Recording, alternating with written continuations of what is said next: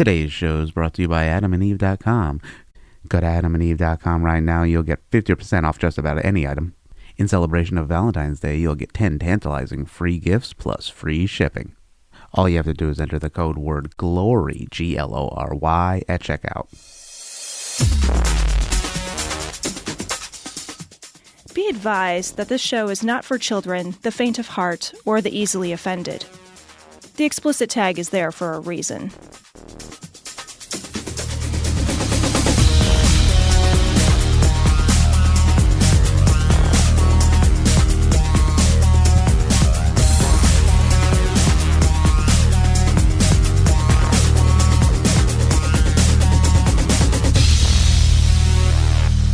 Recording live from Glory Hole Studios in Chicago and beyond.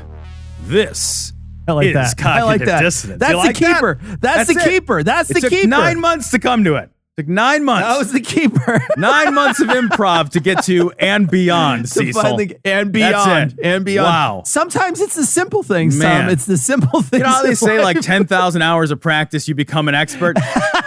I feel like for me, that's going to be a switch. It's going to be from fucking amateur to expert at hour 9,999. Super fast. We're going to get a message that saess it's not true. You know I that, know. right? That book was debunked. Fuck you. That's what I think. All right. He's a good writer, though. Break my Malcolm heart. Gladwell. Malcolm Gladwell's a good writer. Malcolm Gladwell's amazing. Yeah. You know who else broke my heart was Jonah Lehrer. Jonah Lehrer. I'm never going to get over how much that broke my heart. I never did. It hurt. Never hurt me deep inside. Still rocking back and forth in the shower from that one. This is Cognitive Dissonance. Every episode we blast anyone who gets in our way. We bring critical thinking, skepticism, and irreverence to any topic that makes the news, makes it big, or makes us mad. It's skeptical, it's political, and there is no welcome mat. This is episode 561.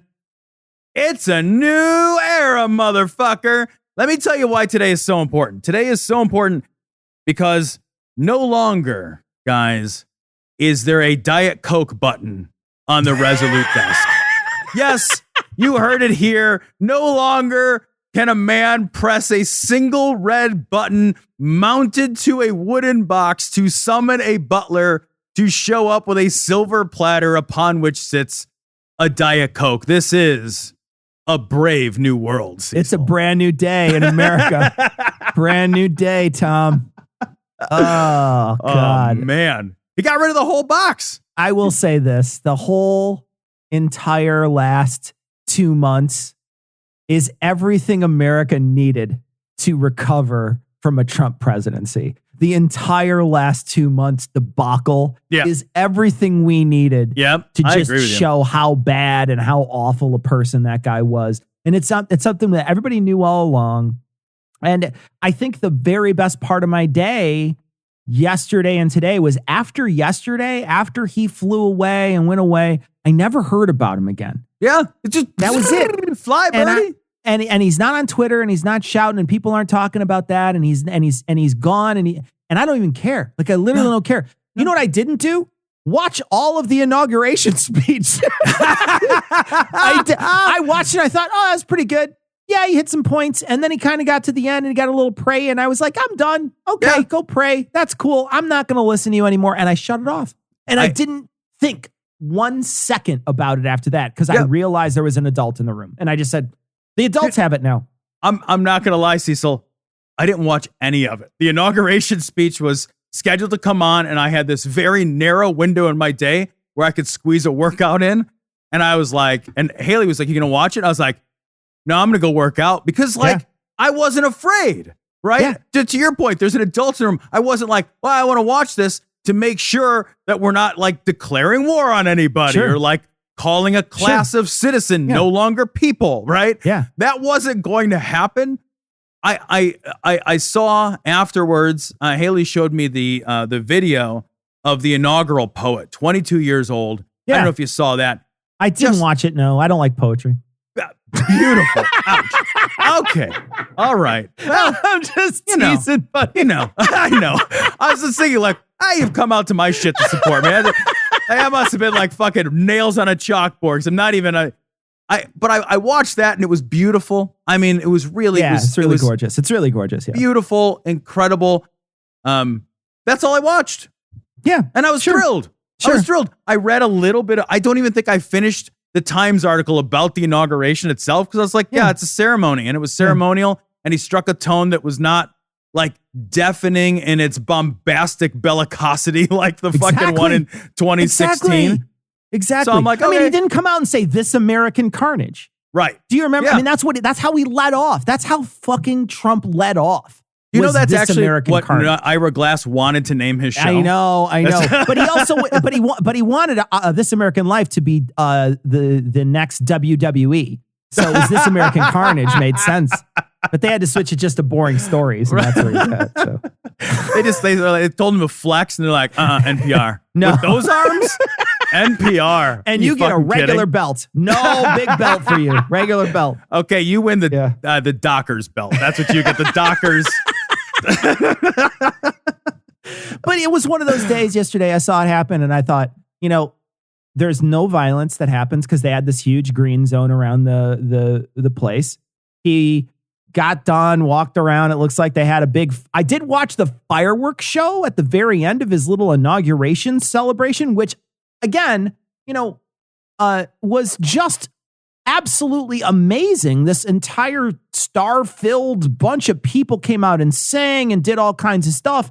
And then they had this like baller fireworks show at the end. Was it? I mean, it was unfucking believable. I seriously thought it was computer generated when I was watching. I thought there was so many fireworks they were blowing off. It was really amazing. It was genuinely amazing. So I watched that. That was the only piece I watched. But, he had other people. He had Gaga sing something. He had someone sing Amazing Grace. Garth Brooks, I think, sang Amazing Grace. And so people came out, because people, the left gets the star power. And so the left had all the people on the left come out and do their thing. But I'll tell you, there was this sense yesterday that I had that I didn't have to check the news to find out if something horrible happened. Yeah, I know. And I found out today, one of the headlines today was they came in, and you know how you were saying, you remember, you called this too. You said you don't have to spend the entirety of vaccine creation time on your ass. You can figure out vaccine distribution while vaccine creation time happens. You could do those things simultaneously. Yeah, they should be in parallel. They should be in parallel. Yeah. You said this on the show 3 months ago. And they came in and they found out today that they had literally no plan. They had literally no plan. So now Biden has to start from square one. But I think the good thing is that I think he understands and he knew where he was going to go when he came in day one. So he doesn't have to dismantle anything. I guess that's good. Yeah, there's no plans. And there was fucking the director of Health and Human Services also stood up in front of everybody and said, yeah, we're going to release the rest of the national stockpile to the states. And there is no national stockpile. It was a flat out lie. There is nothing. There are no reserves and there is no plan. We skin of our fucking teeth, guys. Yeah. No. Skin of our teeth. If this thing had gone, if this had gone another direction, the no plan would have continued being no plan. Yeah, no. If he would have won. Oh, yeah. Where are you now? Where are you now? Yeah. Because they can't even figure out how these vaccines they currently had were getting distributed. That's amazing. They were like literally shooting them out of a t-shirt gun in Florida. They just like, whoever can catch this one gets it. My buddy in California got his vaccine today. He's 32. He's 32, 33 years old in perfect health. He just waited in a big long line because they have a bunch of vaccine and they are trying to give them out in order. But if they have some and they're going to go to waste, rather than have them go to waste, they've got like a line of just first come, first serve walk-ups. Fucking A. A. But there shouldn't be 50 different plans for this. There's 50 different plans for this. There is. There won't be. Yeah, there won't be anymore. I found out in my county, I'm one seat. So I'm the third tier of the first phase based on my job, my real life job. So I was excited about that until I read through the county. So the county, it's not just the state either. Like every county has different rules.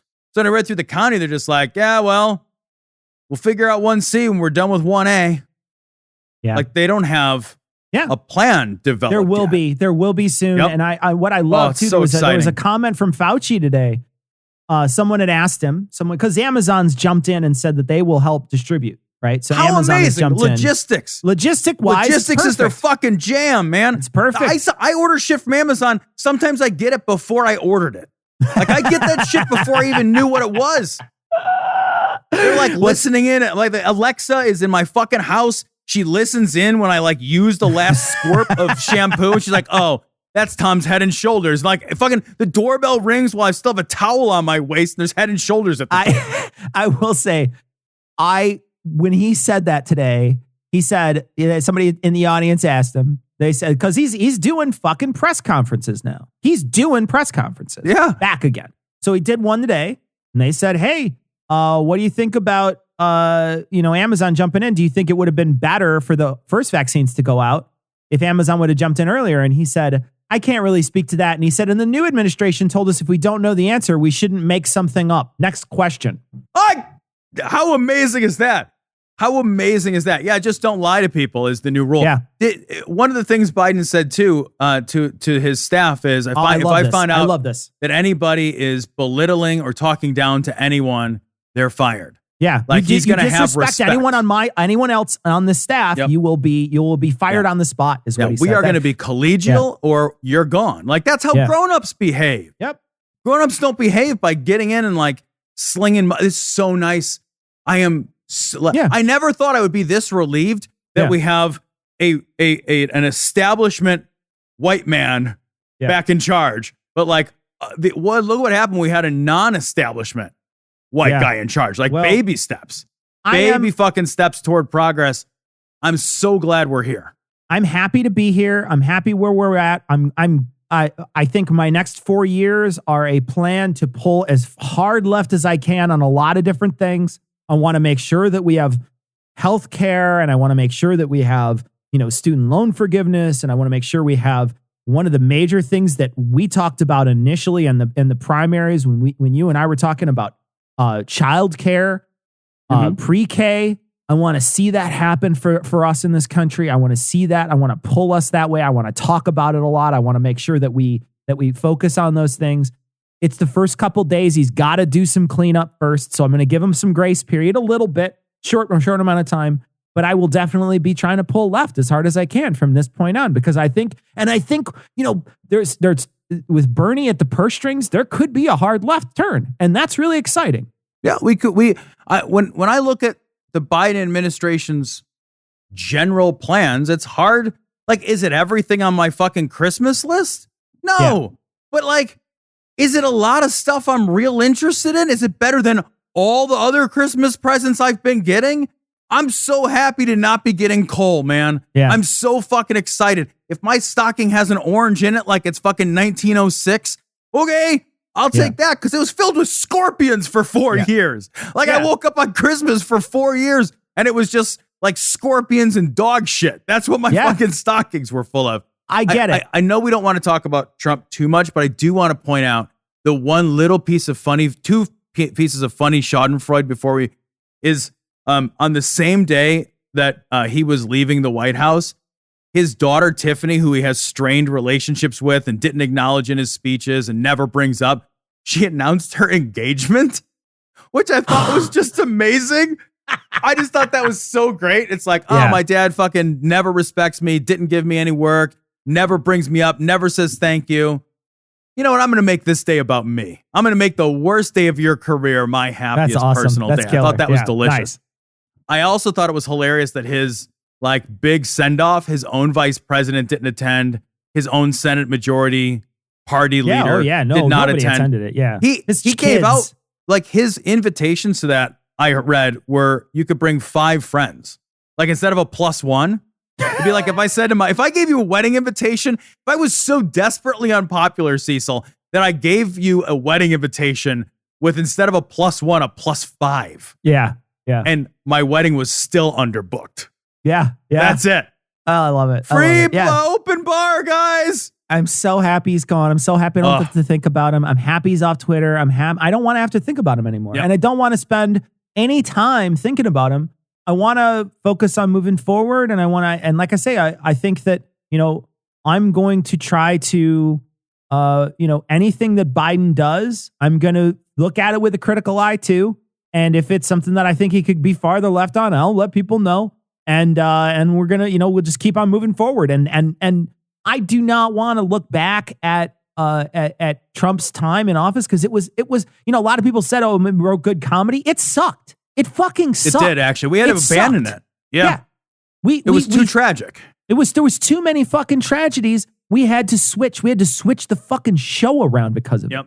Yeah, so, this wasn't Sarah Palin writing down, like, on her hand what she needed to remember. No. That's comedy. No. That's comedy. This was people dying. I guarantee you it would have been just as horrifying if Sarah Palin was in office, because she's in office and she's in power, right? Now Trump's a joke now. Trump, after yesterday, the Proud Boys even turned on him. So Did it's they like really? Wait a minute, the Proud Boys turned on him? Yeah, the Proud Boys, because he didn't bail people out, or I guess stay in power and declare martial law or something. They said, oh, he's weak. So yeah, he's weak. Yeah, he's always been weak. You guys were just fooled. It's so amazing. This group of the recently energized and newly disappointed, there is no group of people that will be less reachable than this group of people who were one-time energized and deeply disappointed. The Republican Party is in fucking tatters right now. Yeah. It is absolutely at a crisis. I'm not sure the Republican Party recovers from this. This could be the turning point that the Republican Party never recovers properly from. Because there's also a great blue demographic shift that's happening at the same time of their biggest moral crisis. So there's a woman who literally is having a fucking nervous breakdown, screaming, crying at her phone about President Trump, please save us. And I know this is a popular video, and I'm sure a lot of people have seen it.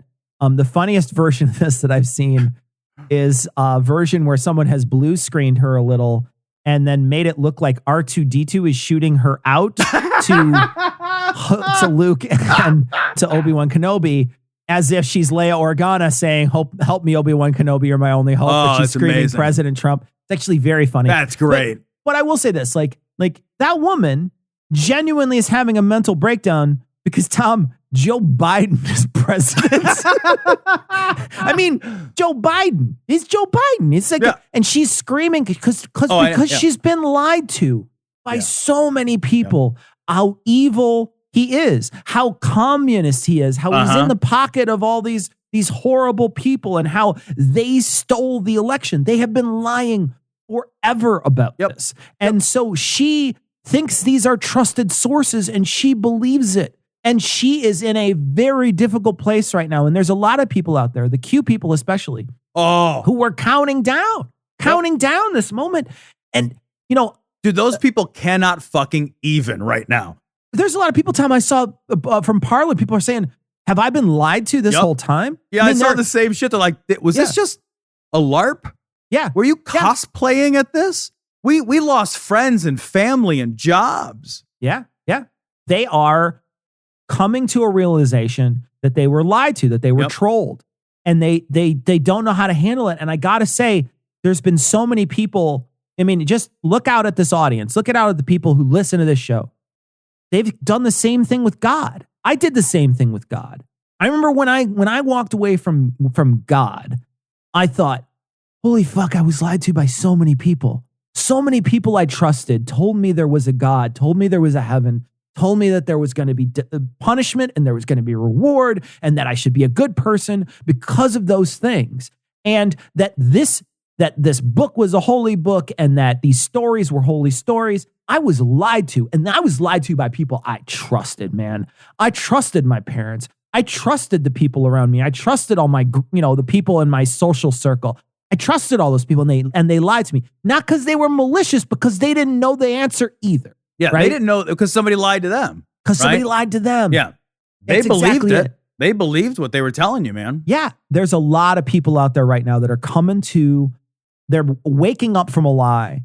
And I know that this show is a lot of laughing at people. It's a lot of laughing at people.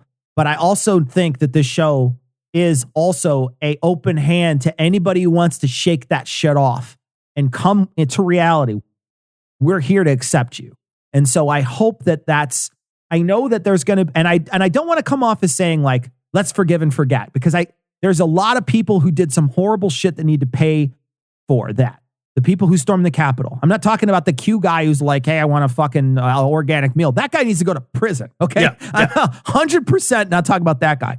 I'm talking about the people that are, that were they just followed it. And they just were part of the movement in a sort of a sense that they weren't marching on somebody. You know what I mean? The people who are marching, the people who went to go do stuff like that, I think if they broke any laws and were marching, I think that they should be held accountable for that 100%.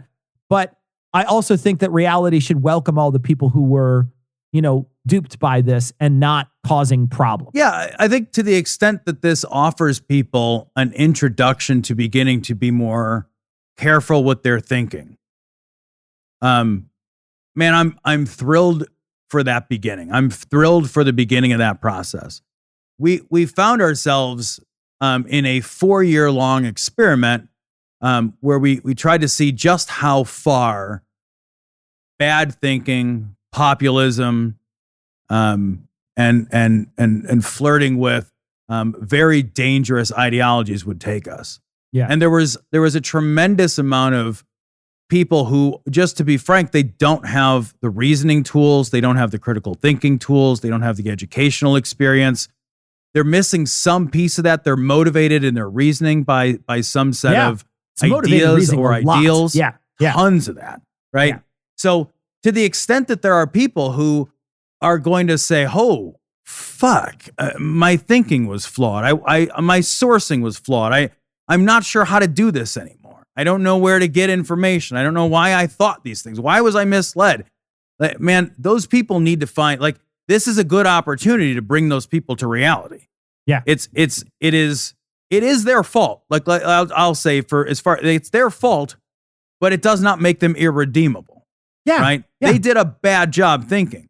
Absolutely. And they need to learn to do a better job thinking, and we need to give them an opportunity to improve their process, literally their process because what part of what this last 4 years exposed is that so many people don't have a process that they follow. They don't have a system that they use in order to discover the world and to know true things. And they don't have a fucking, flow chart in their mind that they run through to make sure that things are true or not true. They're simply absorbing information in volume and feeling their way through the world. And from sources that they think are the source. Right. That is the font of knowledge. Yep. Donald Trump is the font of knowledge. So to the extent that some of those people are going to wake up, your uncle, your cousin, your sister, mom, whatever, to the extent that those people are going to wake up and be like, holy shit, this would be a great opportunity to reach out to those people and say, let's think about how you ended up there. Let's really think about how you ended up there, because, I know you feel terrible about ending up where you ended up. Yeah. And I can help you. Yeah. Here's how to never end up feeling like this again. Yeah. We have to do something about the 11 million. And some of them are valedictorians. Well, my answer to that is, and then, by the way, their parents brought them in. It wasn't their fault. It's true in some cases, but they aren't all valedictorians. They weren't all brought in by their parents. For everyone who's a valedictorian, there's another 100 out there that they weigh 130 pounds and they've got calves the size of cantaloupes because they're hauling 75 pounds of marijuana across the desert. Those people would be legalized with the same act. When Trump... who's gone? When Trump first took office, that feels so good. It really my nipples are hard. Good. Feels good. When Trump was inaugurated, we took a look at his 100-day plan. We did. And I thought it would be nice to bookend that nightmare by taking a look now at the Biden 100-day plan. So I pulled the information up, Cecil, that I put on the show notes. It's just right from his website. Yeah. So and this is mostly an immigration one. I do want to say that Trump that Biden also has 100. His plan is for the COVID is mask up for 100 days. Yep. And 100 million vaccines in the first 100 days. That's his COVID plan moving forward too. So, but we're not going to talk about that because there's nothing to say. It's cool. That's more than what we've been doing. Let's do it. And it's funny, as I read a bunch of articles about his 100-day plan, but other than just this information that I grabbed from the website, I didn't see his agenda like outlined in the same not in the same way that Trump did. So Trump did it. Yeah, it was much more difficult to sort of do the discovery on. And I think that's because a 100-day plan 30 days ago probably didn't mean anything, right? The world changed. We've joked around on this show a bunch of how much the world has changed. Can you imagine being in charge of it? Yeah, man. And having to continually reevaluate. So let's talk a little bit about this. As you said, that a lot of these items refer specifically to immigration, but I think that's an important piece of the American puzzle. So in the first 100 days, he's going to immediately reverse the Trump administration's cruel and senseless policies to separate parents from their children at the border. Going to do that by ending detrimental asylum policies. He's going to end the mismanagement of the asylum system. So one of the things they talks about here is the policy of metering. Metering is an arbitrary number of asylum applicants that are accepted per day. And that is not because there's only this number that we can staff in order to accept. Metering basically creates a barrier to process. It creates a barrier to entry for process, and it's meant to discourage people from even trying, right? So that's what metering was intended for, and it's a nightmare. And also the ending the prosecution of parents for minor immigration violations was specifically a tactic that Jeff Sessions thought up and put forth because Jeff Sessions wanted to discourage this process entirely. And he wanted to scare the people showing up that they would lose their children. And so they wouldn't show up. That's what he was hoping. He was hoping that would stop people from showing up. I mean, that was his whole plan. He said it aloud. Oh, yeah. There was nothing secretive about this. It's they wanted to make the process of attempting to seek asylum so difficult and arbitrary and unlikely to occur that you'd basically know that you walked from Guatemala to the United States only to get stuck at the border and to be in a really dangerous border town at the edge of the United States and Mexico, where you'd be even more likely to be abused or victimized in some horrible way. And that was the plan. The plan was to victimize huge swaths of people to scare others. Imagine that out loud and everything, right? Yeah. I like this one a lot. Surge humanitarian resources to the border and foster public and private initiatives. Humanitarian needs are best met through a network of organizations such as faith-based shelters, non-governmental aid organizations, legal nonprofits, and refugee assistance agencies working together. Biden will dramatically increase U.S. government resources to support migrants awaiting assessment of their asylum claims and to the organizations providing for their needs. So how much different in tone, tenure, and goal is that? I just thought that was awesome. Yeah. And then also, like right now, the process when people are detained is there is no high quality, efficient case management system. So that results in a prolonged, indefinite detention for asylum seekers at the border. And again, that's intentional. If they hear that their, relative, friend, cousin has been picked up and is, sitting in detention indefinitely and they don't know when they're going to get out and they've been separated from their family, that scares the shit out of people because it's horrible. And that's not how you treat other human beings who need your fucking help. So Biden instead is going to create a case management system so we can actually process all of this. We can actually get through this stuff and facilitate. They've done so many things. They've proposed so many new regulations based on immigration. They tried to stop asylum using COVID as an excuse at one point this summer. They put out proposed regulations on that. They tried to shorten the application time frame at one point. The asylum application, by the way, is 14 pages of instruction.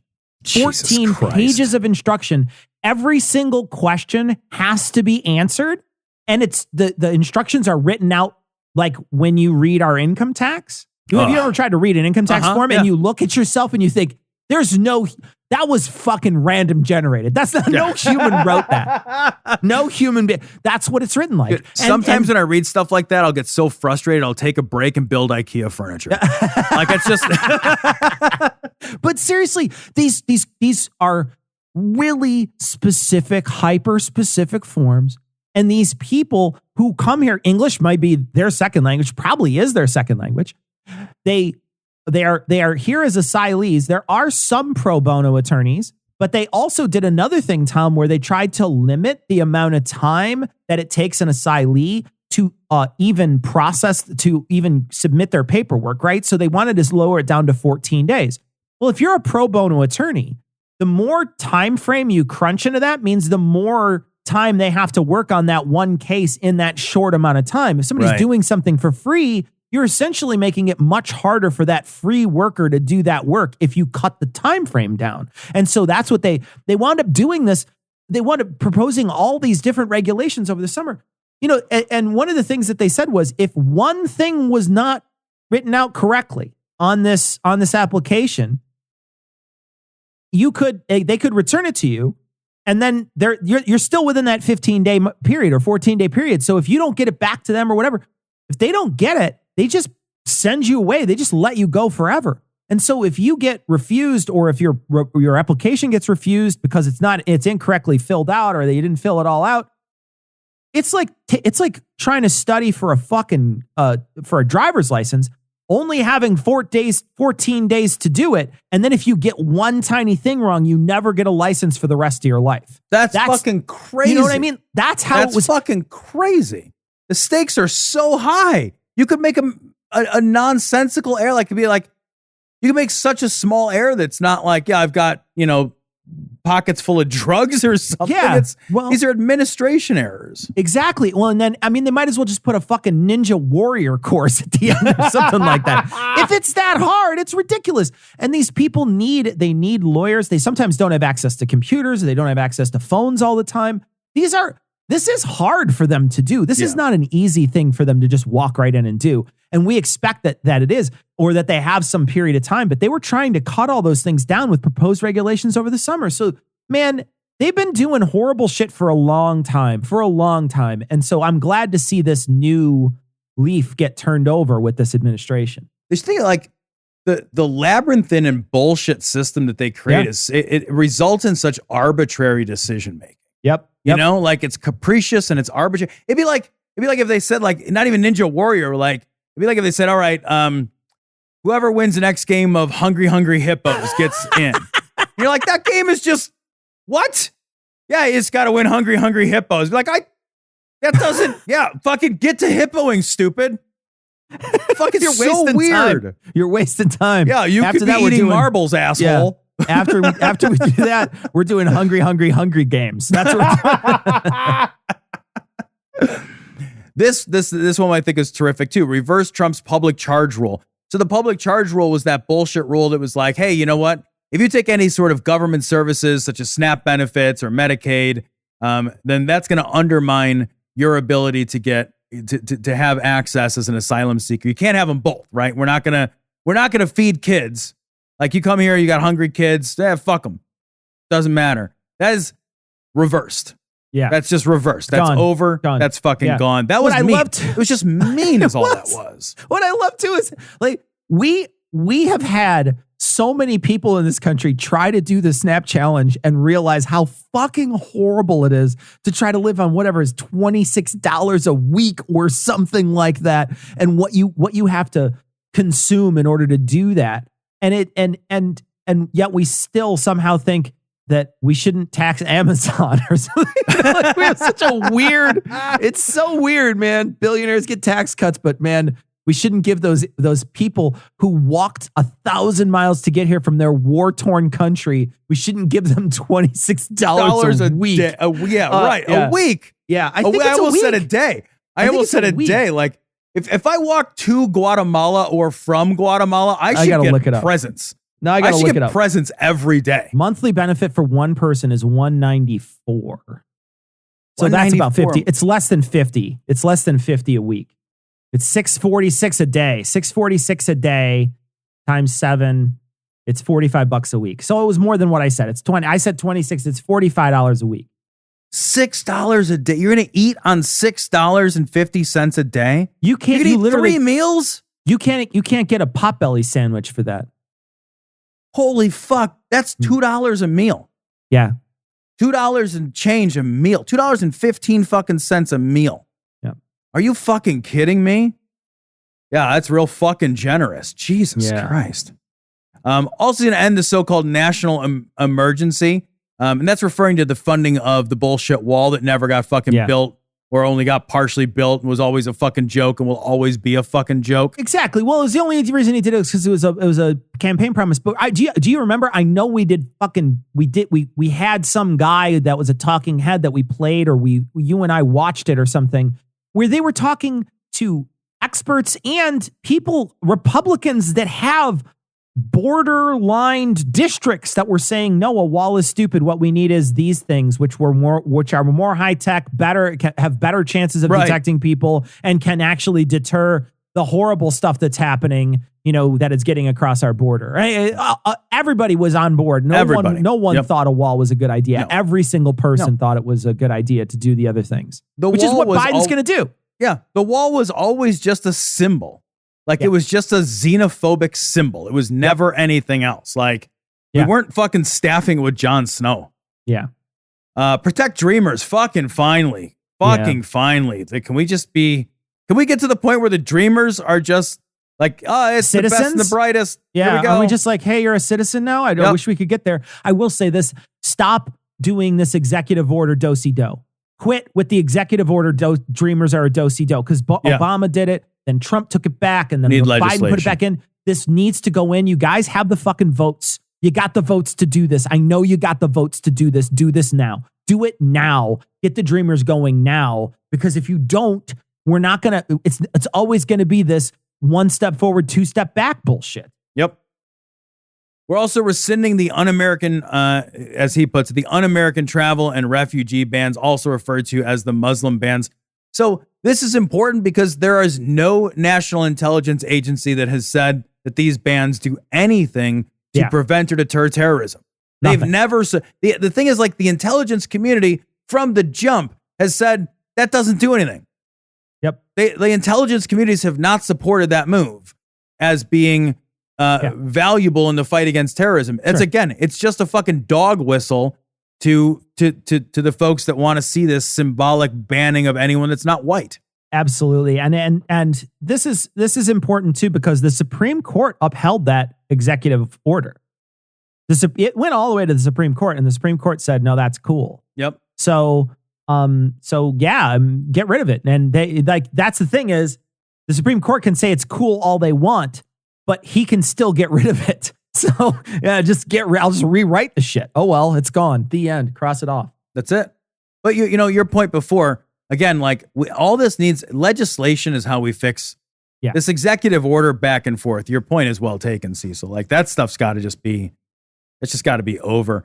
We're ending the Trump administration's decision to rescind protected status for hundreds of thousands of people fleeing countries impacted by war and natural disasters without regard to current country conditions.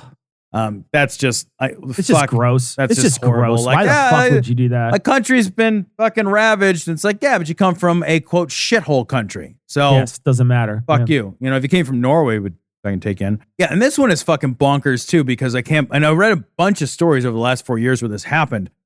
Protect and expand opportunities for people who risk their lives in military service. Biden will not target the men and women who served in uniform or their families for deportation. Fuck. Yep. He will also direct the Secretary of Homeland Security to create a parole process for veterans deported by the Trump administration to reunite them with their friends and families and military colleagues in the U.S. Yeah, I didn't realize it until midway through the administration that there was a policy that allowed you to serve a full service term in the United States military and then get your ass deported. That's fucking unreal, dude. It is unbelievable that we would accept that. I don't understand a world that we live in where service for 6 whatever years of service in the military, you don't come out and you're just not automatically a citizen. It doesn't make any sense. What the fuck is that even about? Doesn't make any sense to me. Doesn't make any sense. I'll let you absorb a bullet for this country with your fucking flesh. Yeah, it doesn't. But I won't give you citizen. I wouldn't do that, and I am a natural born citizen. And deporting people that get out of college. You're just you came here, you went to college, and then you want to stay here. Yeah. And you graduated college, and we say, nah. That's promoting brain drain. It is. It's literally promoting brain drain. It's stupid. It's just you read through these 100 days, and this is just the immigration stuff, but it is so heartening because there's an empathy that lies at the heart of this, right? There's an empathy that lies at the heart of all of these policies. And that empathy it's important to realize too, that empathy has better results. Empathy, it's not like we get less when we're empathetic. We always get more when we're empathetic. Empathy has better overall results. It's better for your quality of life. It's better for stability.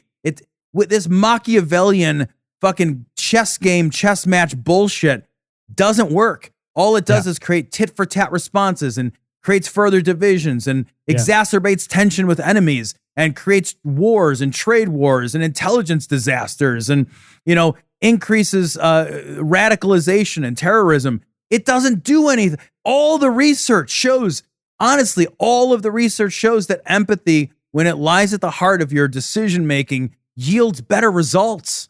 Yeah. So even if you weren't doing it because you actually cared, you should do it because you're doing it because you're like a Vulcan or something. Right. Right. Honestly, though, it's sometimes sometimes it's really convenient when the right thing is also the most expedient and the most pragmatic thing. Yeah. Oftentimes, more often than not, that's actually true.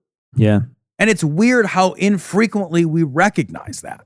I'm going to get an email. Vulcans are actually empathetic. I just want you to know that. Oh my God. Oh my God. So Tom, I want to, before we skip off of Biden, let's talk about his 17 executive orders he did in between his inauguration and his inauguration celebration. I guess he went into the office real quick, tore a button out for Diet Coke and signed 17 things real quickly. So let's talk about him. All right. Restores the Directorate for Global Health Security and Biodefense at the National Security Council that Trump disbanded. So can't imagine why that would be important now. I mean, that seems really important. So maybe it's a good idea to refund that. It's hilarious that once Trump realized that everybody was saying, why the fuck did you defund that? He never did. What's crazy to me is that there was people were clearly saying, hey man, you fucked up by defunding that. Maybe we should. He can't admit a mistake. To his guns. He stuck to his guns. It's so crazy to me because people are like, no, that was clearly a mistake. We should go back. No, I'm not going to. No, I don't admit mistakes. And fill it in. You made a mistake, not me. I've never made a mistake.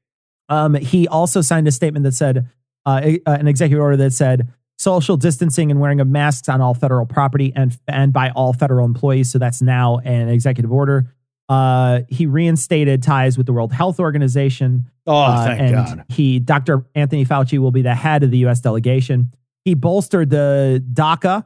And so he basically, we talked about that already, that he was going to do that. So he did that already. He revoked the Trump's administration plan to exclude non-citizens from the census count, which is, again, you're talking about the number of people here, not just like it's not just the number of people you want to count.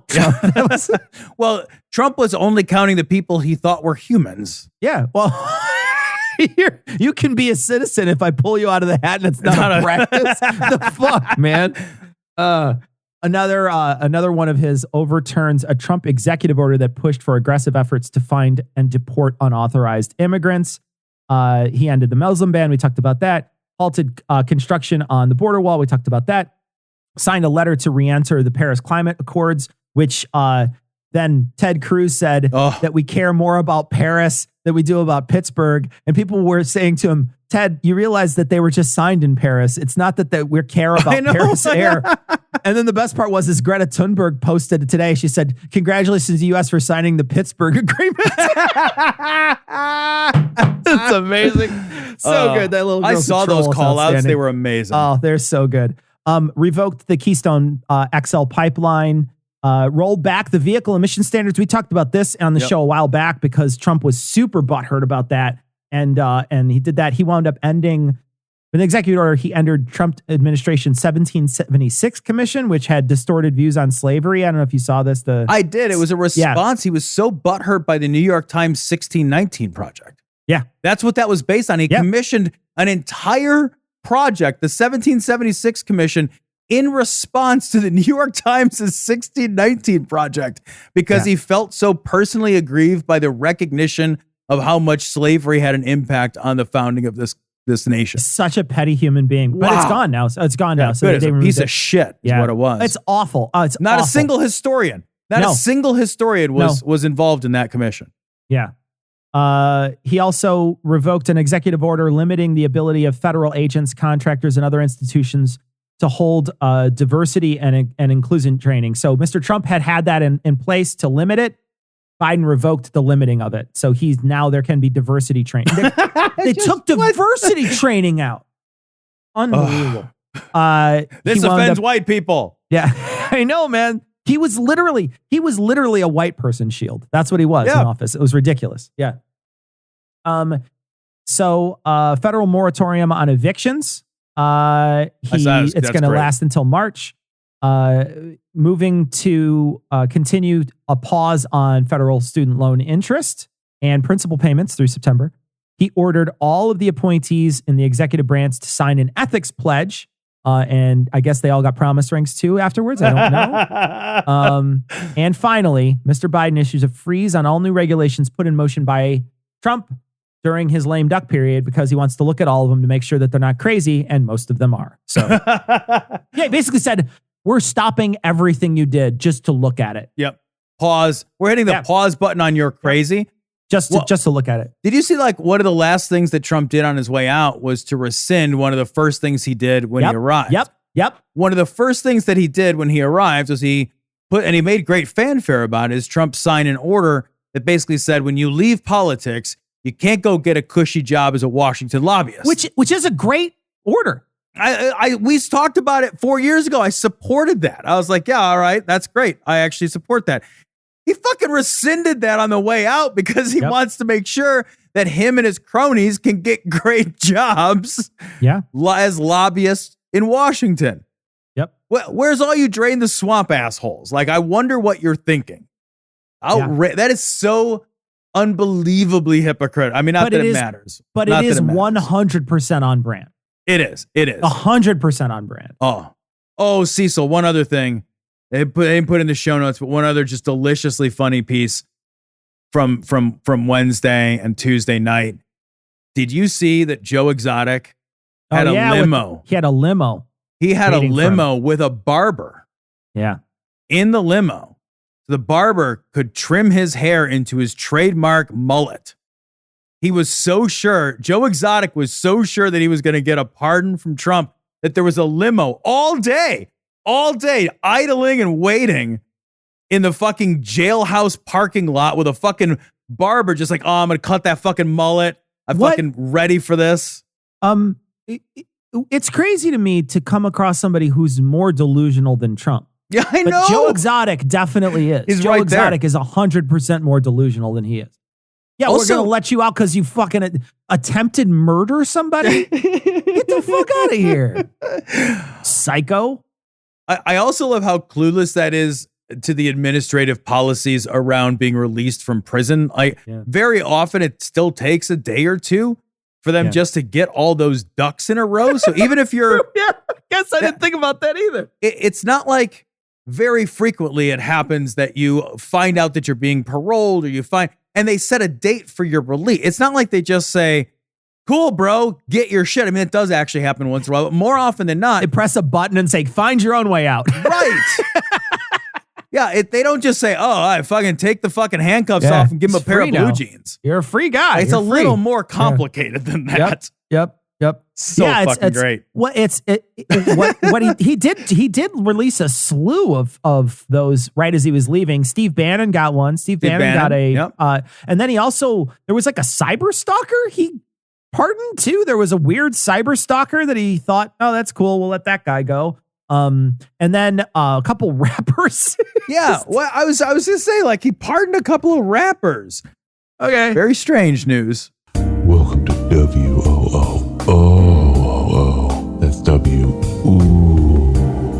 your station of love. I am, as always, your host, Don Eon, here to answer your most sumptuous and sexcellent query.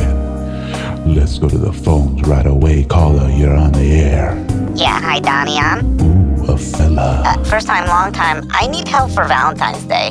What do you think about free stuff? I like it. What about free stuff for Valentine's Day? That's what I was looking. Check this out.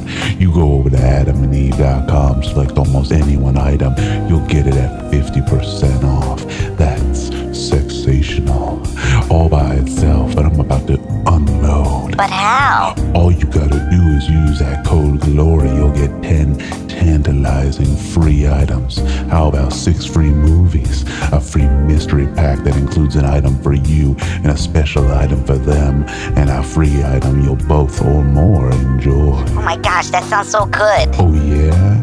How about I give you free shipping? I'm gonna Now that's a Valentine's Day to remember. Thank you. Remember, listeners, get that free for ooh-wee by using code GLORY, GLORY at adamandeve.com. Adam and Eve wants you to get it on, and I intend to get it on with someone or something, and it will most definitely involve the butt. That's fun. Well, that's all from the station that makes you ooh. See you next time. Donnie, should I get a fireplace? I mean, they do help set the mood. Is it sexy? Very sexy. I feel like the fireplace is just like inherently sexy. Oh, it's inherently sexy. Make sure to go to fireplaces.com and use code GLORY. I will. We don't have a promo code there, but try it. Sure, I mean. But yeah, get that fireplace. Ooh, steamy, baby. That's nuts. I like my nuts like I like my other nuts. Steam. You are watching the beginning and the birth of the New World Order. And you want to call me crazy? Go to hell. Call me crazy all you want. So this is a commentary from Fortune, and I thought this was pretty interesting. It's time to raise the cost of spreading conspiracy theories. So we've talked about this before, but we saw what 4 years of rampant free, and by free, I mean, largely consequence free, not free in terms of dollars and cents, but consequence free. Rampant misinformation, conspiracy theory bullshit leads to. It leads to Pizzagate. It leads to Trumpism. It leads to QAnon bullshit. It leads to a hell of a lot of stuff. And we are at a place right now where we really need to make people pay a cost for this, right? Anti-vaxxing, flat earth, the QAnon stuff, all of that stuff, it's not consequence free. And so it should not be socially free. Yeah. There need to be prices that are paid for spreading not bad ideas, but bullshit ideas. Yeah. Harmful, nonsensical bullshit ideas that are grounded not in a difference of opinion, but in a difference of reality. A set of facts. A different set of facts. Yeah. And what's crazy is that we just lived through 4 years of where the first week, and I know people don't remember this because it all bleeds together, but in the first week of his presidency, we heard the term alternative facts. It was in the first week of his presidency, of Trump's presidency. So we lived through 4 years of people lying, of people outright lying to you. And this is a perfect example of, lies should have consequences. The lies that these people told about all those voting machines are starting to have consequences, especially for the lady who wrote the Kraken, right? Yep. Yeah. Sidney Powell's getting sued by Dominion. Billions of dollars. This isn't a little lawsuit that she's just going to shake off. She could feasibly be on the hook, and she's not worth it, but she just could ruin her career forever, and ruin her earning potential for the rest of her life and make her, it essentially basically is like a libel suit from the company saying you can't prove any of the things that you've said on television. And you saw what happened right after they came after people, right? As soon as they started wielding their legal weight, and we talked about it on the show. Yes, we did. Yep. As soon as they started saying, no, you can't say that shit, we'll sue you, all those fucking news corporations that do have a lot of money immediately backpedaled, immediately rolled back. Newsmax, I watched the Newsmax segment that's linked in this article. You should check it out if you're reading this. Check out the show notes, read this article. Check this out because the Newsmax, it's so fucking beautiful. Because I was in an argument with this guy who listens to the show who started telling me that the voting was all rigged.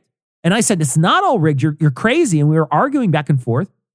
And he would send me 5 or 6 weird blogs that would said stuff that the headline didn't even match what they were saying. And then I would basically retort with, here's a Snopes article, here's a Snopes article, here's a Reuters article that debunks that, here's a factcheck.org article that debunks that. And he would say, oh, well, factcheck.org got something else wrong, so that there's something you can't trust. We had this argument back and forth where he would not trust my sources and I wouldn't trust his, but I was using trusted sources for all the things. Yeah. And also mine made sense, right? The things I was sending made sense. I would counter argue that the things you're saying don't make sense, and he wouldn't take it. And he was relying on a lot of these things from Newsmax and OAN. But once this came out, they stopped doing this sort of thing. They basically said, oh no, we've never really said that it wasn't accurate, and we never said this. And they're basically shouting out all the company talking points would say, we know that none of that shit ever happened. And they had to roll it back because there's consequences. You know, the thing is that when a company won't put its money where their mouth is, they were fucking lying, right? They were lying the whole time. The New York Times doesn't have to do this shit. Nobody's suing the New York Times for libel, right? The New York Times publishes their own retractions. The New York, without threat of lawsuit. This is no different than Alex Jones being like, it turns out Chobani yogurt, get the fuck out of here. It was always bullshit. It was bullshit from day one. Yep. And I saw this and I thought, man, I wish the lawsuits still went forward. Yeah. You know, because retraction or not, the damage is fucking done. And I think precedent needs to be fucking set. And I think media companies need to start getting sued. Media companies need to start doing a better job fucking vetting. That is your job. Your job as a media company is to vet and then report, not to report without vetting. If you report without vetting, if you report rumors as facts, I mean, we talked about it in the last show. Listen to the former president try to convince the Secretary of State of Georgia. What was he saying? Well, there's these rumors because we are at a place where we've decided not to distinguish between rumors and facts, that the presence and ubiquity and repetition of rumor makes something more likely to seem true. And that's true of us just psychologically. Like you see something 10 times, it feels more true the 11th time that you see it. That's just part of how we're all wired. We have to work actively against that stuff. Media companies should be held accountable to that. They need to do this work. Do you remember the fucking Axios interview when Trump said, read the books, read those papers, read the books. And the guy looks at him and says, what books? And he says, read the books. And he says, what books? And then Trump, lots of books. And it's in Trump the books. Literally just skated right over it because there are no books. One, Trump's never read a book, but then two, there are no books. There's nothing. Yeah. He does this all the time. And he and a lot of other people do this all the time where they'll say, that guy said, or I know an expert who said, or I know this, or I read a book that said, or I saw that's in this. It's the rumors say that this, all that's bullshit. It's all bullshit. Yeah. And especially when it comes to something as important as the integrity of the United States voting system, you can't say the rumors say, because that's who fucking cares. No more internet sources. No more anonymous fucking sources. You don't know who Q is? Then it's fucking lying to you. It's a lie. It's nonsense. Yeah. It's all if you can't back it up, it's nonsense. It used to be that journalists did this work for us, but we're in a place where they're not doing this work for us. Yeah, it's hard. It really used to be a journalist's actual job, right? Was to run down a story. I think part of the problem now is that part of a journalist's job is to write lots of stories. Yeah. There's a volume issue we have to contend with. But that volume of information doesn't mean we have high quality information. We have high volume, we have high quality, medium quality, and low quality. Now it's our job as information consumers to parse that, right? And that's harder than it's ever been. And that acceleration of change was extreme and sudden. And I can understand why a lot of people feel left behind by that, because our tools that we were raised with are no longer the appropriate tools to read and understand the world. Absolutely. We've got to sue our way into fixing that. But until we do, we as consumers need to be real fucking careful. We have to, and there has to be consequences, 100%. And the people who raided the Capitol, the people who caused those people to raid the Capitol. I love that Nancy Pelosi is saying, constantly, and she said it 3 or 4 times today. I saw different clips from her where she said, I will not let Trump off. People died. People died. Yep. And that's we can't just have you rev an entire country up for months. Even if you could say, well, what he said on that podium that one day didn't rev anybody up, which I think it did, but whatever. Regardless, right? I listened to the Daily this week. I don't know if you heard that Daily this week, but there was a Daily this week where they talked to the Republicans who lost. They just, that now they're I listened to that one. Adrift. They don't know what to do. They're completely adrift. Right. And they found the craziest ones to talk to who 100% think the election was stolen and rigged.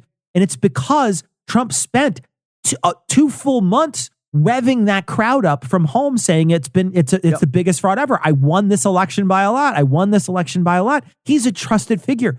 Regardless of whether or not he tuned those people up on that podium or not, he did it for 2 straight months. There needs to be something that happens to him. And there's a part of this article I just want to read. It says the price of armchair theorizing is low. Usually, it costs almost nothing to post crazy things online, aside from mild social stigma, but the cost is more offset by other benefits for many.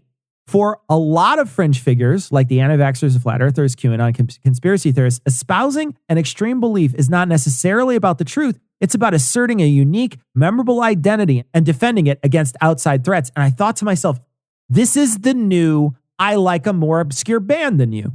This is the new, no, I like them before they got popular type of thing that we used to do in high school. That you would find, people would say, what the hell is that band? Oh, I like a very obscure band. And I was one of those kids. Don't get me wrong. I was one of those kids. I'm not making fun of those kids because I was one of those kids. But recognize it. I Everybody recognize was at one that's point. what this is. That's what this feels like. Finding a place. And you talk about when you were a little younger, how you used to just go on the internet to just get into a fight. Yeah. I want to get into a fight today. Yep. That's still a thing, man. People still do that. Yeah. And like he says, a memorable identity and defending against outside threats. And that's, like you take a position and you stand and I take it. Yep. Yeah. We're still in the growing stages and the growing pains and figuring out how all of this works. And so far, it's not working very, very well. Yeah. It's working very poorly. And we have to be fucking super careful. We are more and more tying our personal identities in with our political identities. Who we are is now more tied up than ever in our politics. Yeah. More than at any other point in any of our lives. And I think a big part of that is because we spend more time fighting about it. And the more time you spend fighting about something, generally, the more entrenched you become in your beliefs. Yeah. And then, we also spend more time surrounded by pixie-choosy choices by the people that continue to reinforce those beliefs. This is all quite dangerous. And we need to guard against it individually because our identities need to be about more than that. Our identities when we were kids was more than just that obscure band that we liked. Yeah. Yeah. And that's because we were forced all the time to contend with people who never heard of that band in the first place. Yeah. And we're now in a new space where we can hang out with only people that love that band. And that's a scary spot to be in. Right. Because, here there be incels.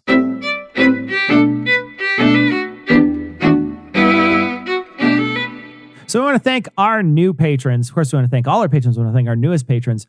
Fuck Your Face Incorporated, Michael, Liam, James, Michelle, Lindsay, and Steiny. 45255 Steiny. That's a throwback to Homestar Runner, which I like quite a bit. So thank you very much for that. And Fuck Your Face. I don't say it like Heath, so I'm not going to say it like Heath. He says it differently, evidently. He says fuck very long, but I'm not going to. I don't want to copyright infringe on Heath. And Heath, that's his. And Heath has, he owns and he's that got phrase. long arms. He's got a good jab. I'm sure he's got a great jab. That's his thing. Heath has a great jab, guaranteed. The reach, Guaranteed. he's a orangutan Guaranteed. reach. Are you Great kidding jab. me? From across the Great cage. jab. Heath in a cage Jesus. makes me laugh so hard. Just squeeze him through the bars. Oh gosh, pop his head off like a dandelion. Just give him a hug. It just shoots right off his body. God. So Cecil, before you do the email section, I want to mention that I was recently on Serious Inquiries Only. Thomas was kind enough to have me on as a guest. Yeah, Eli, several weeks ago, Eli had come on. He had some conversation about Pornhub and the article that Christoph from the New York Times, the opinion piece that he wrote. I thought Eli may have missed some important points, so I got on to offer a rebuttal. And that episode is available over at Serious Inquiries Only. So if anyone's interested in that topic, you can head over there and check it out. I thought the conversation was very good. Yeah. I listened to it. It was a good conversation. Both of those episodes are worth listening to on Pornhub, so check them out. And, I've got to be honest. I really like Thomas's show. I think Thomas he's got a great show. And we've been a supporter of Thomas's for a while on Patreon. We were a supporter, I think, of Thomas in the Bible, and then he closed it down. So we shifted over to Serious Inquiries Only. But it's genuinely a great show. So if you haven't checked it out, you really should. Yeah, Thomas, I think, is a person who does some really, he has some very excellent conversations, and they're worth listening to. Absolutely is. So we got a message, and I didn't see this until too late. We got an image, and we were talking about it a little bit on the stream tonight, but the Bernie gifts, the Bernie memes from him at the inauguration with his mittens on are amazing. And we got a GIF here, and it's so good. Jay sent it in. I'm going to have Ian post it on this week's show notes. It's really, really funny. We missed it on the stream, but it's so funny. Check it out on this week's show notes. It's episode 561. So good. We got a ton of messages, Tom, about our little musings about end-to-end encryption. Tom and I want to reiterate that neither of us know much about it, and we don't think that people should ban it. We were just wondering how powerful it was for, nefarious sources to have. But both of us at the end of that, if you listen, we both very much said neither of us know a lot about this, and nothing we say in this should be considered a position. We also both very much in that piece, I think, expressed that we want vulnerable parties to have access to point-to-point encryption so that they are not exploited. And so we wanted to make sure we mentioned that. But a lot of people went out of their way to explain this to us. And it is something that I think Tom and I may wind up having a guest on in the future. A bunch of people suggested guests. We may have a guest on in the future to talk about it. It's a really interesting topic that both Tom and I, we're both boomers when it comes to this. We don't know a lot about it. I don't know anything about it. What is amusing to me is the process of wondering aloud caused a lot of concern and consternation. I just need to iterate. I don't have a position on end-to-end encryption. I have concerns, but those concerns are not necessarily because I have concerns. I think it should not exist. Right. There's a lot of things I'm concerned about. Sure. Okay. So Tom, we got a message, and there's an image here, and this image is of what this image says. There's a pickle in a bag, which is, I know, Tom, you might eat this pickle, but I think that is disgusting. Okay. I got to say, pickle in a bag, absolutely the most foul thing you could possibly imagine. There's a pickle in a bag, and someone has shoved a peppermint candy in the M, and someone has said on this image, I'm from Chicago where peppermints go in pickles, and they put a hearty emoji and then a lick your face emoji. I have never heard of that before in my life. That's the most disgusting thing I could possibly imagine. I mean, I'm not a huge fan of pickles. I'm a one-a-year pickle guy. I know you're a huge pickle guy. I'm like a one-a-year pickle guy. I ate 3 pickles today. I'm a one-a-year pickle guy, maybe 2-a-year pickle guy. Dill pickles. I don't eat them a lot. My wife loves pickled okra and pickled dill pickles. I'm just not that. It's not for me. But I will say I've never once seen in my life anyone pair peppermint and dill pickles. It's never happened. It's funny because when I saw this, I was like, what the fucking what? I've never heard of this. And there's actually a Chicago Tribune article about this phenomenon from 2017, and it is a highly localized phenomenon to certain African-American neighborhoods on the South Side. It's disgusting. Like that's not a widespread Chicago That's disgusting. It sounds so bad. It genuinely sounds like an ipecac. It sounds like something that will make you throw up. It sounds like if you ate it, you cannot keep things down. It sounds so bad. Yeah. I would eat I'll eat a lot of things with pickles in or near them, but a fucking peppermint stick? Yeah, not hardcore. No. We want to welcome Jordan to the club here, who's been listening to our entire back catalog. He listened from 1 to 560 episodes in a little under a year. He said it took him 10 to 11 hours a day at work, and then he would listen on 12-hour shifts sometimes. And he also listened, he's caught all the way up on Citation Needed. So Thank you, Jordan, for listening to all our Jeez. podcasts. Thank you so much. We expect you to be. It's awesome. We expect you to be a patron. We gave you that much hours of content. Now, come on, Jordan. It's like 1,000 hours of content. So we also got a message from Craig, who also recently did the same thing, found us. And he said he found us after an appearance on Skeptics with K. I do want to say we've never been on Skeptics with a K. They've never invited us. We like Skeptics with a K. We've hung out love those with guys. Skeptics with a K. Yep. Actually, I think only one of them likes us, Tom. I don't know. I can't be I don't sure. think I can't be there's sure a lot of Alice love. or Mike like us very much. We had Mike on once. But we've had Marsh on multiple times, and I think Marsh might like us. I wouldn't put him in a corner. I certainly wouldn't put him in a corner and make him answer that question. But I think Marsh likes us. But I do enjoy their show. And I will say, if you've never checked out, It's a good show. If you've never checked out Skeptics with a K, it is a very learned, smart, interesting show. Those three people on there are amazing. I mean, genuinely skeptics I wish I could be. They are so good. So if you haven't listened, you should check it out. It's very, very good. Even if they don't like us, and even if they don't want to come on our show, Tom, even if they don't want to come in our show, we're still going to say we like them. You know, we met those guys in person, and they walked away from us. So very true. We got a bunch of messages this week. Seth sends in a message with an image that says Gwyneth Paltrow's vagina candle reportedly explodes in a UK woman's home. We got a bunch of messages about this. We talked about it on the stream this week, so you should check it out. We got a message on our blog, and it says it's actually illegal to encrypt beyond the capabilities of the government to decrypt. I didn't know that. That's interesting. I didn't know that either. I didn't know that at all. But, you know, that does, I wonder about that, because I remember all the hullabaloo where the government was trying to get an iPhone. Yeah, that's right. Do you remember that? I do remember that. Yeah, and then the one that they weren't going to let them in. They were saying they weren't going to let them in. Got a message from Matt, and I'm going to talk about this because this is my cooking channel, Season Liberally. You can find it on YouTube. It just search for Season Liberally, I posted a bread recipe, and someone made it, and they sent pictures, and we're going to post a picture on this week's show notes because we can, because it's amazing. Yeah, and it looks They awesome. made great bread, and so we're very happy. Thank you so much for watching Season Liberally. I recently made chicken strips. If you're a fan of chicken strips, check it out. We got a message. This is from Sally, and Sally says, I don't know if you knew this, but the mother-baby homes were working until they didn't close until 1998, Tom. I didn't know that. Yeah, that's crazy. And I know when I listened to that episode and how I phrased it, I said in the 19th and 20th century. And you're right, that does sound like it's a long time ago. I knew that this was going on well into the 1900s. 1900s. Right. I didn't realize that the last one closed in 1998. I thought these were 60s, 70s, Yeah, I thought 80s. so too. That's what 1998, man. I would holy shit. I can't believe it either. That's insane. Dude, I was out of high school, man. I was in college. Yeah, man. Yeah. And there were still mother-baby homes. And Graham sent in a message and said, yes, John Ossoff is Jewish. And I don't remember if that was on the show, Tom, or on the live stream where we were talking about whether or not he's Jewish. I think it was on the show. Okay. Yeah, because we were talking about whether or not he's Jewish. He is Jewish. And David Perdue evidently sort of made him an anti-Semitic campaign ad against him where he enlarged his nose using Photoshop. I can't believe. Yeah, and he claimed it was a filter, and I like this comment. Yeah, I'm sure we all have the anti-Semitic trope filter. So amazing.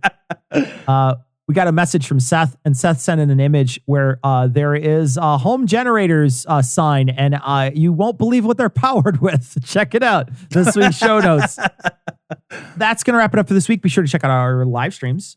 This last week on our live streams, we raised some money for Ian. I will tell you next week, I think, or on the live stream, I'll tell people on the live stream how much we raised. But we had a tip jar for Ian, and it was very nice. People who really enjoy Ian's work and Ian's commercials. We pay Ian, of course, and we actually think, and I'll be honest, we're gonna flex a little here. All right. But I think we pay Ian more than most people pay their podcast assistants. So if you're a podcast assistant and you listen to this show, tell your bosses you need a raise, because Tom and I pay Ian a very good wage. And there's a lot of incentives for Ian to get more money.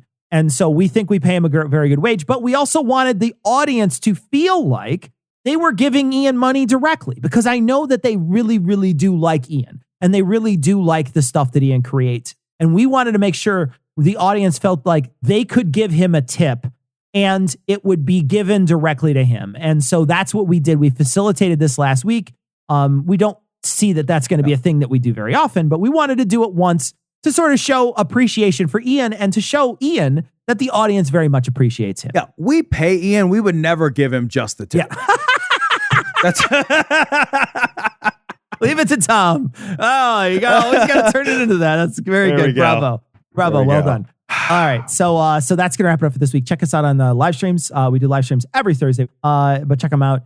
And also on this last week's live stream, we mentioned our clip channel. We clip out every single one of these live streams. So if you don't want to watch the entire live stream, you could go to our clip channel and you can find that clip channel. We'll link to it in this week's show notes, 561. If you want to subscribe to that channel.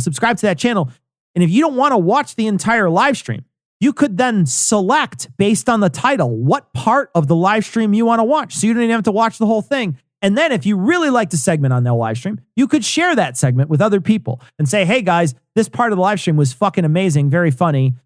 Ian made a fart joke. Here you go. And you could share that with a bunch of people. So subscribe to that clip channel. It's something that we put together every week and we clip out the show every week, the live stream every week. So check it out.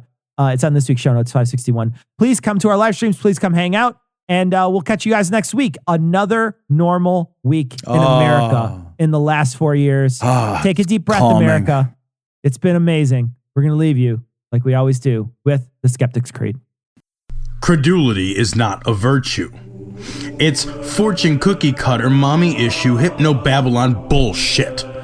Couched in scientician, double bubble, toil and trouble, pseudo quasi alternative, acupunctuating, pressurized, stereogram, pyramidal, free energy healing, watered downward spiral, brain deadpan sales pitch, late night info docutainment.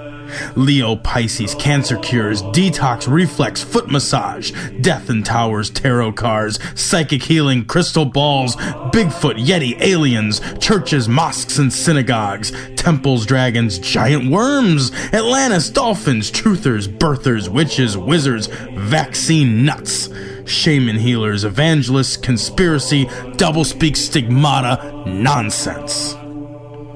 Expose your sides. Thrust your hands, bloody, evidential, conclusive. Doubt even this.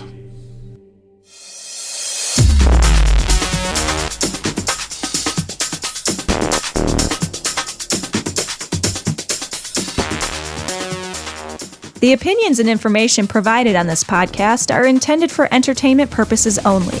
All opinions are solely that of Glory Hole Studios, LLC.